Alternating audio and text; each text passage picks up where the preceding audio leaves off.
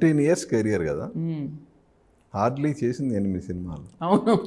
ఏంటి ఈ slow process ఏంటి అసలు? రైటింగ్ స్పీడ్ ఒకటిని ఏమో సార్ నాకు ఎక్కించడం రాదేమో ప్రాజెక్టులు.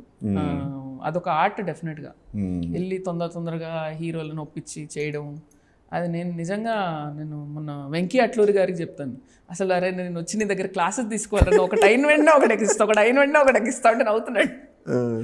But yeah, some people have that knack. Try చేశాను నేను. అంటే సబ్జెక్టులు దొరక్క కాదు, సబ్జెక్టులు రెడీగా చేసుకుంటారు మీరు. అవును సార్.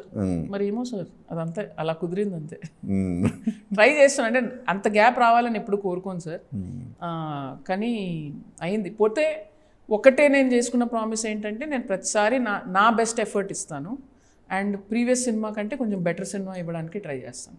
సో అది నేను సక్సెస్ఫుల్ అయితే, తక్కువ సినిమాలు చేసినా పర్వాలేదు, మీకు గుర్తుండిపోయే కనీసం 4-5 సినిమాలు ఇస్తే ఐఎమ్ హ్యాపీ సార్. అది కాదు, ఒక హీరోకి మంచి హిట్ ఇస్తారు, ఆ తర్వాత ఆ హీరోతో ఏ సందర్భంలోనైనా మళ్ళీ మీ అంటే సరే స్ట్రైట్గా అడుగుతా, ఎందుకు నాని గురించి నానితో మీరు మంచి హిట్ ఇచ్చారు.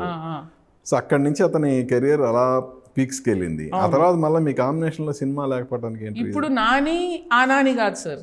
సో నాని ఇప్పుడు పారడైజ్ ఈ రేంజ్లో ఉన్న నాని. సో డెఫినెట్గా నానికి సూట్ అయ్యే సబ్జెక్ట్ ఉంటే I can go and tell him sir, అది ప్రాబ్లం ఏం లేదు. అది రావాలంతే చేతికి, ఆ టైంకి ఆయన ఫ్రీగా ఉండాలి. Because Nani is always 2-3 years in advance బుక్గా ఉంటాడు. సో అంతే, అంతకంటే ఏం లేదు. పర్సనల్గా అందరితో బాగుంటాం. యా, అది తెలుసు కదా నాకు, నేను అందుకే అడుగుతున్నా. ఇప్పుడు కలిసినప్పుడు కానీ అందరు బాగానే ఉంటారు. నేను ఎప్పుడూ ఒక యాక్టర్ని అనుకుని కథ రాయలేదు సార్. కథ రాసిన తర్వాతనే ఓహో ఎవరు ఫిట్ అవుతారు ఇందులో అని అనుకున్నాను. ఆ టైంకి చాలా జరగాలి సార్. ఆ టైంకి ఆ యాక్టర్ ఫ్రీగా ఉండాలి, వాళ్ళకి అది చేయాలనిపించాలి. ఆ టైం కొంచెం ట్రెండ్ మారుతుంది, ఇది కాదు అది చేయాలనుకుంటారు. సో ఇలాంటి ఎన్నో నంబర్ ఆఫ్ పర్మిటేషన్స్, కాంబినేషన్స్ కలిస్తే సినిమా ఉంది. కానీ గుడ్ థింగ్ ఏంటంటే సార్, 15 years తర్వాత కూడా మీ ముందు కూర్చొని ఒక రిలీజ్ పెట్టుకున్నాను కదా సార్, అది గెలిపే కదా సార్. యా, 100% అది. అంటే నేను ఎందుకు ప్రశ్నించాల్సి వస్తుందంటే, ఇవాళ రేపు ఒక సినిమా హిట్ కాగానే ఎమ్మటే స్టార్స్తో సినిమాలు చేస్తూ డైరెక్టర్స్ జర్నీ అనేది చూస్తున్నాం కళ్ళెదుట.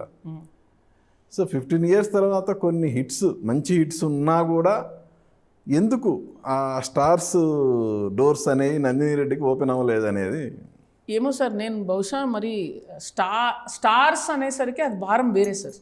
అది వేరే రకమైన స్ట్రెస్, వేరే రకమైన ప్రెషరు, ప్లస్ ఒక చాలా నంబర్ ఆఫ్ థింగ్స్ ఫుల్ఫిల్ చేయాల్సి వస్తుంది.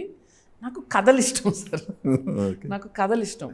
నాకు ఆ స్టార్ తోటి చెయ్యాలి అన్న గుల కంటే కూడా గ్రేట్ యాక్టర్స్ తోటి చెయ్యాలి, మంచి కథలు చెప్పాలి, ఇంట్రెస్టింగ్ కథలు చెప్పాలనే ఒక అది ఎక్కువ నాకు ఉంది. బట్ చేయకూడదని ఏం లేదు sir. I just have to find that big size story to mount it. And వాళ్ళకి ఆ టైంకి నేను అది క్యారీ చేయగలననే నమ్మకం కూడా వాళ్ళకు ఉండాలి, వాళ్ళ లైనప్లో స్పేస్ ఉండాలి. సో ఇది మామూలుగా ఎట్లా చేస్తారంటే, ఒక మిడ్ టియర్ హీరో తోటి ఒక 100 కోట్లు కొట్టి మళ్ళీ అట్లా స్టెప్ బై స్టెప్ అవుతుంది. అందరు బుచ్చిబాబు గారు నేనైతే ఎవరి పేరు చెప్పలేదు. డెఫినెట్గా I mean it's a great thing sir. First cinema తోటి ఆయన 100 crores హిట్ ఇచ్చి నెక్స్ట్ సినిమా రామ్ చరణ్ గారితో చేయడం, ఆయనకి సుకుమార్ సార్ ఒక మంచి అండగా కూడా నించున్నారు. మరి మీ గురువులు ఎవరు అండగా లేరా? అంటే నేను డైరెక్టర్ అయ్యే టైంకి వంశీ గారు ఆయన దాంట్లో ఉన్నారు. అంటే ఈ ఫార్మాట్ వేరు సార్. సుకు సార్ తీసుకొచ్చిన ఫార్మాట్ వేరు. ఆయన రైటింగ్స్ బ్యానర్ కింద పెట్టి చేసిన వే డిఫరెంట్. అంతా ఓకే.